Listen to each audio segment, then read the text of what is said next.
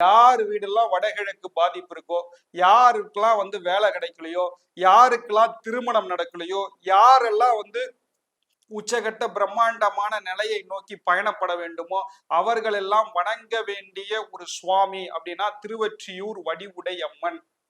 வடகிழக்கு சம்பந்தப்பட்டவள், மிகப்பெரிய அழகான அம்பாள்மா. இப்போ உதாரணத்துக்கு தென்கிழக்கு ஒருத்தவங்களுக்கு பாதிப்பு, பெண்கள் ஃப்ரஸ்ட்ரேஷனா இருக்காங்க ஒரு வீட்டுல, அப்படியே டென்ஷனா இருக்காங்க. என்னடா நம்ம பேச்ச வீட்டுக்காரரும் கேட்க மாட்டாரு, மாமியாரும் சிடுசிடுந்து, பிள்ளைகளும் கேட்க மாட்டாங்க அப்படின்னா தென்கிழக்கு பாதிப்புன்னு அர்த்தமா அதுக்கு.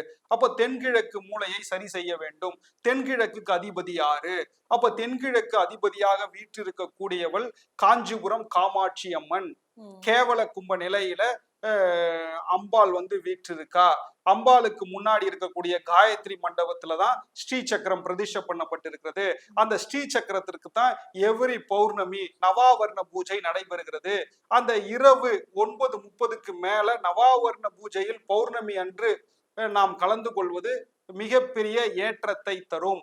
அந்த கோவில்ல தான் வராகி இருக்கா.